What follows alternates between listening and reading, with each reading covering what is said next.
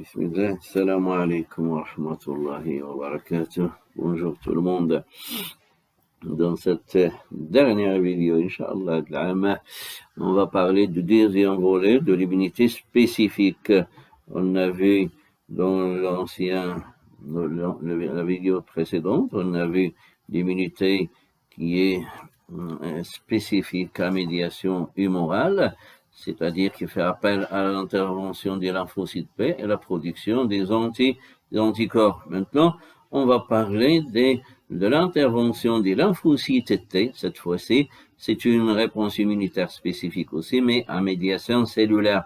Ou bien c'est une réponse immunitaire spécifique cellulaire, c'est-à-dire basée sur l'intervention de ces cellules qui sont les cellules des lymphocytes T8.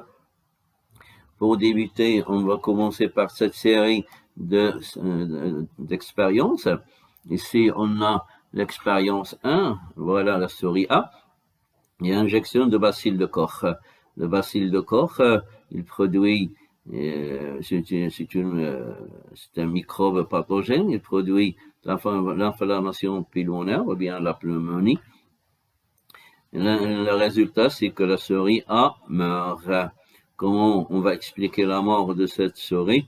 Elle est morte par la présence de bacille de Koch qui a développé la maladie, c'est la pneumonie iltihab ri'awi, l'inflammation pulmonaire. Et l'inflammation pulmonaire, c'est une maladie qui est mortelle. C'est ainsi qu'elle est morte par cette maladie qui est la pneumonie. Deuxième expérience, on a une souris B qui est immunisée contre les bacilles de Koch, c'est-à-dire il a déjà été malade, mais il a guéri, c'est-à-dire il a acquis, voilà, il a acquis l'immunité, ce qu'on a dit auparavant, l'autre vidéo, c'est-à-dire il y a un contact avec cette bactérie, c'est ainsi qu'il a maintenant, il a acquis l'immunisation. On va prendre son sérum, le sérum de cette souris qui est immunisée contre les bacilles de Koch. Après, on va injecter les bacilles de Koch à cette souris-là.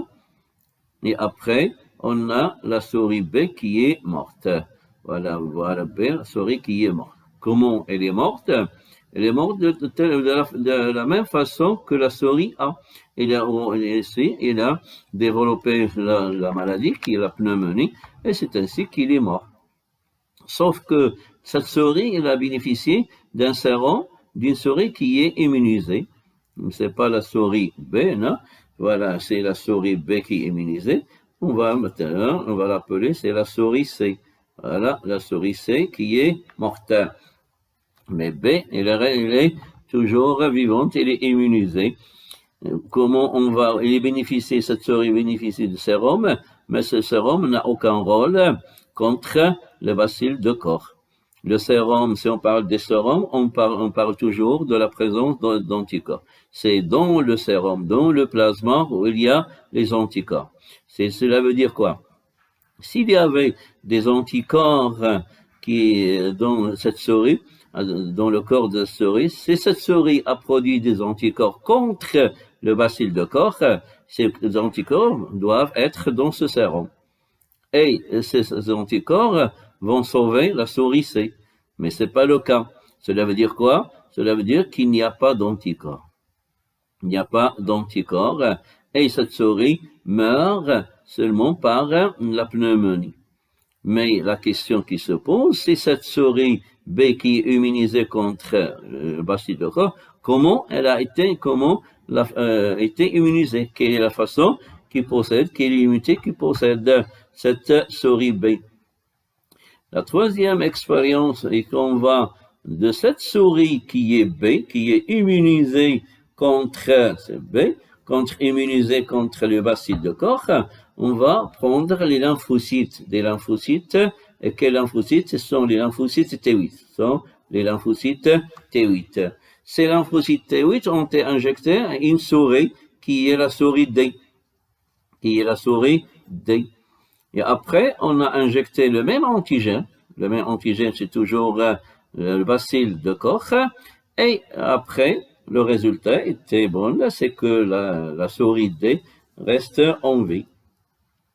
Et comment on va expliquer c'est à l'aide de cette injection de lymphocyte T8 que cette souris D a neutralisé les bacilles de Koch. Et c'est ainsi que cette souris n'a pas développé la maladie, qui est la pneumonie, et c'est pour cela qu'il reste en vie.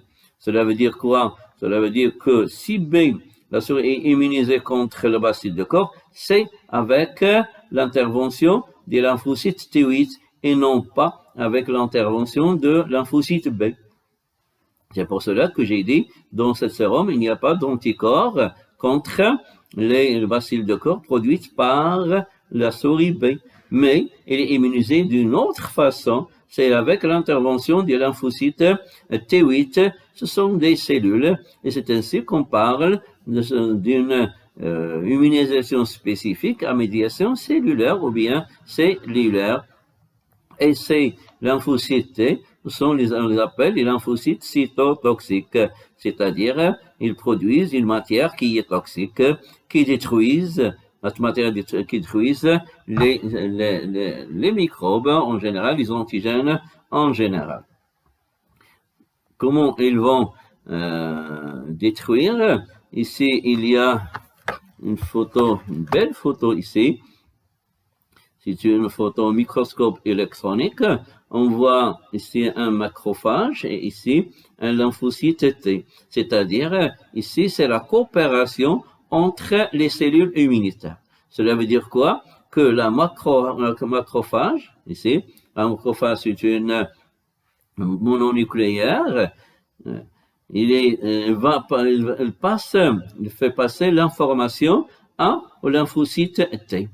Maintenant, il est informé à l'aide de cette macrophage. Ce sont les informations qui passent d'une cellule immunitaire à une autre.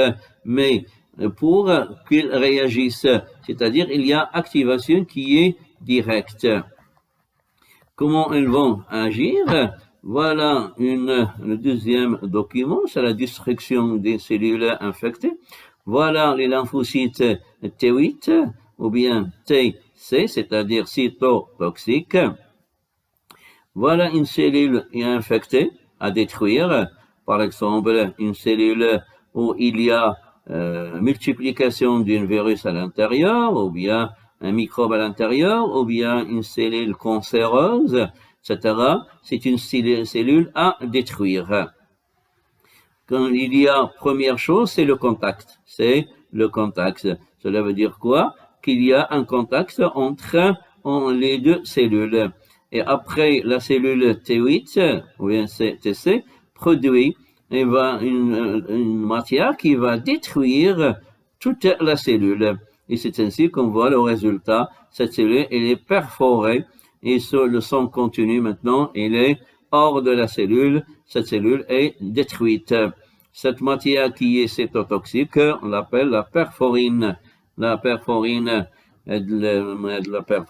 ماشي في المستوى ديال السنة الثالثة ولكن كثقافة عامة on parle c'est une matière toxique en général on parle d'une matière qui est toxique. Comment il va réagir ces T8? Il y a une série de réactions qui sont successives, c'est comme l'autre lymphocyte B. La première c'est celle-là. C'est toujours la reconnaissance. La reconnaissance se fait par les macrophages, se fait aussi par les T4, les lymphocytes T4. C'est-à-dire l'information passe soit des macrophages vers les T8, soit vers les T4 vers T8.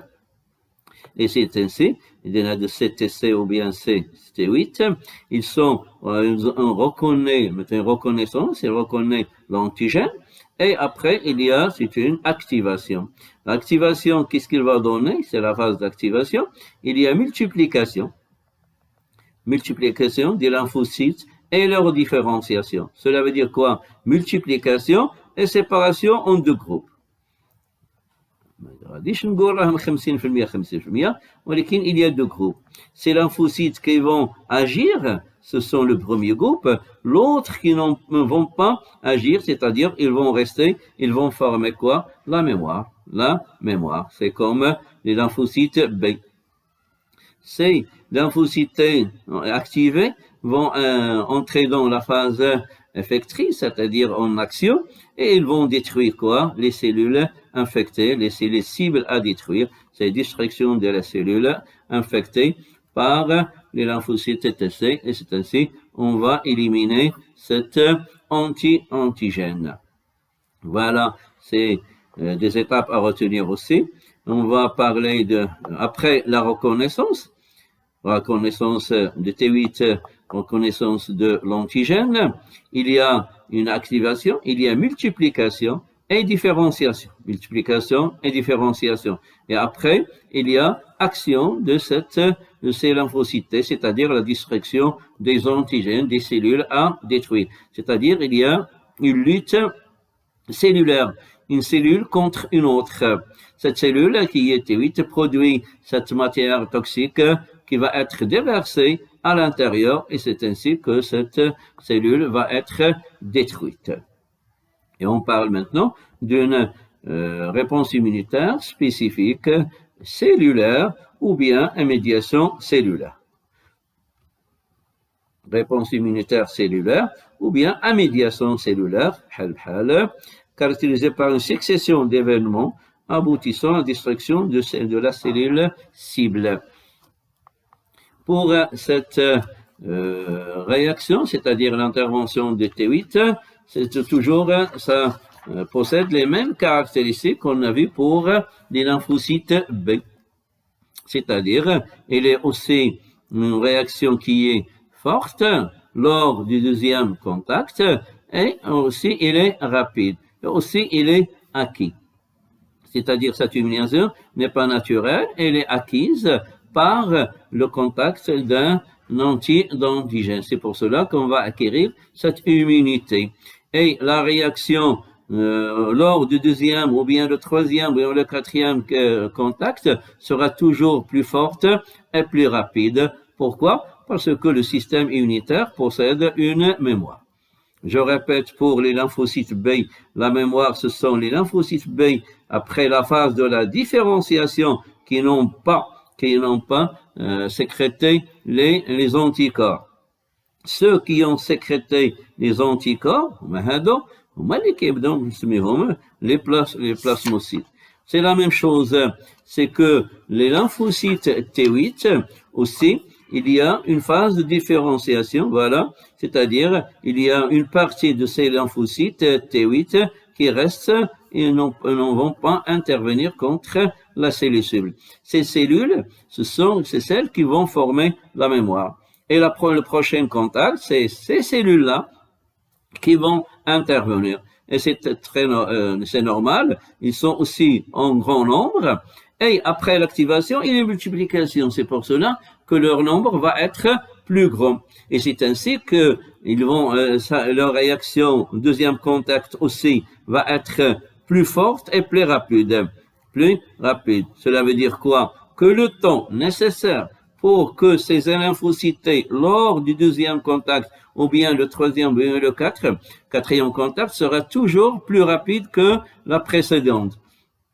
Plus forte, c'est-à-dire que le nombre de T8 qui vont intervenir, qui vont contre cet antigène, va être plus grand que le nombre précédent. Pourquoi? Parce que on va dire que le système immunitaire possède une mémoire. Autre chose, ça reste un peu de temps. On va parler, voilà, les différents types de cellules immunitaires. Les lymphocytes, vous voyez bien qu'ils ont un petit noyau et un grand cytoplasme. Les monocytes, ou bien les mononucléaires, ils ont un grand noyau et un petit cytoplasme. Les polynucléaires, ils ont un noyau qui est en lobe, c'est-à-dire qui contient plusieurs parties, et un cytoplasme qui est granulé, sans granulocyte. Pour ces cellules immunitaires, en plus des cellules sanguines, c'est-à-dire les globules rouges, les plaquettes sanguines, sont tous qui se forment ou dans la moelle osseuse, qui est rouge. C'est-à-dire, dans la moelle osseuse, il y a formation de toutes les cellules, les globules blancs et les globules rouges, plus les plaquettes sanguines. Après, il y a la maturation. La maturation de quoi? On parle de la maturation des lymphocytes. Ce schéma va nous expliquer le tout. Voilà la moelle osseuse. Il y a production des lymphocytes T. Voilà les lymphocytes T. Après la production, ils vont quitter la moelle osseuse. Ils vont se diriger vers le thymus, Pour les lymphocytes B, il y a production et maturation des lymphocytes B. C'est dans la moelle osseuse, c'est-à-dire ils naissent dans la moelle osseuse, elles restent dans la moelle osseuse. Une fois ils acquièrent la capacité d'intervenir, c'est-à-dire ils arrivent à maturité, après ils quittent la moelle osseuse. Pour l'autre, c'est-à-dire les lymphocytes T, après leur production, ils vont quitter la moelle osseuse, ils vont se diriger vers le thymus. Dans le thymus, ils vont rester jusqu'à l'acquisition de la capacité. Et après, ils vont quitter le thymus, les autres vont quitter la moelle osseuse, ils vont se diriger vers les organes lymphatiques. Les organes lymphatiques, comme les ganglions lymphatiques, l'uqad lymphawiya, et aussi il y a la rate, et il y a les ganglions, les amygdales, il y a aussi les plaquettes de Peyer, c'est-à-dire il y a plusieurs organes où quand il y a installation, il y a stockage de ces cellules qui sont immunitaires. Pour la coopération entre les différents types de systèmes immunitaires, cette coopération est mise en évidence par un savant qui s'appelle Mosé, c'était en 1967. Qu'est-ce qu'elle a fait? Il a pris des lymphocytes B et T et d'un macrophage et elle a utilisé un antigène. Cet antigène, il a utilisé les globules rouges du mouton. C'est pas un microbe, c'est pas une bactérie, c'est pas, mais ce sont des globules, c'est un corps étranger, c'est un antigène. Dans le milieu de culture 1, il a mis seulement les lymphocytes B et T. Et T, il y a le T4 et le T8. Et il y a présence d'antigènes. Le résultat, c'est quoi? C'est qu'il n'y a pas de production d'anticorps qui sont anti-GRM, c'est-à-dire qui vont neutraliser les globules rouges. Ici, qu'est-ce qu'on peut conclure de d'après cette expérience? On peut pas rien dire, seulement que peut-être que l'absence des macrophages qui ont fait qu'il n'y aura pas, leur absence a affecté les lymphocytes B, c'est pour cela qu'il n'y a pas production d'anticorps. Le deuxième milieu de culture est la présence de macrophages, la présence des lymphocytes B, aussi des antigènes, et après il y a production d'anticorps. Cela veut dire quoi? Pour qu'il y aura production d'anticorps, on sait que les anticorps sont formés par les lymphocytes B, il faut la présence premièrement d'un antigène et deuxièmement la présence des macrophages et des autres lymphocytes, spécialement T4. C'est pour cela qu'il y aura une formation d'antigènes. Troisième type milieu de culture, seulement présence de macrophages, absence de lymphocytes B et la présence d'antigènes. Il n'y a pas de production. Pourquoi? Parce qu'on sait toujours que B, c'est celle qui produit les anticorps. L'absence de B provoque l'absence d'anticorps. C'est pour cela que la présence seule des lymphocytes B n'est pas favorable,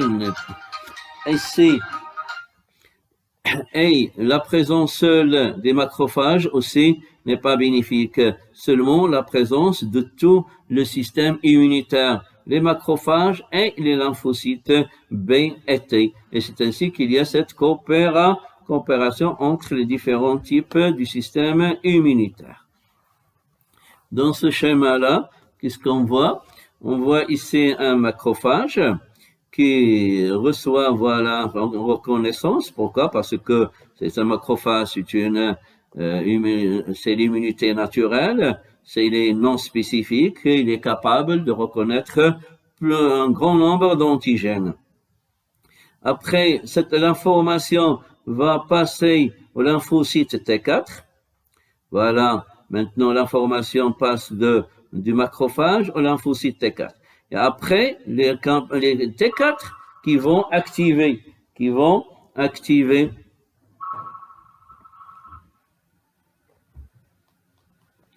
les lymphocytes T4 qui vont activer les lymphocytes B. Et c'est ainsi que B va entrer dans les différentes phases d'événements qu'on a vu. Activation, il y a multiplication, différenciation et sécrétion des anticorps. Et après, il y a intervention des anticorps pour neutraliser l'antigène. Ou bien ces T4 vont vont sensibiliser les lymphocytes T8 qui vont aussi entrer dans les différentes phases, c'est-à-dire l'activation, la multiplication, la différenciation, c'est-à-dire la séparation en cellules mémoire, et les cellules vont attaquer les cellules à détruire. Ici, on a une lymphocyte B qui peut être informée directement à partir d'un macrophage, hein, sans passer par les lymphocytes T4. Et ici, il y a une reconnaissance directe des lymphocytes B de l'antigène. Ici, c'est à partir du deuxième contact. Premier contact, c'est obligatoirement, on va passer soit du macrophage, soit du T4, mais à partir du deuxième contact, ces lymphocytes B ont acquis la capacité de reconnaître ces antigènes, et c'est ainsi qu'ils vont agir pour détruire cet antigène. Et ça, c'est tout. Alhamdulillah. J'espère que ce soit très clair. Assalamu alaikum wa rahmatullahi ta'ala wa barakatuh. S'il y a des remarques, marhaban. Assalamu alaikum wa rahmatullahi wa barakatuh.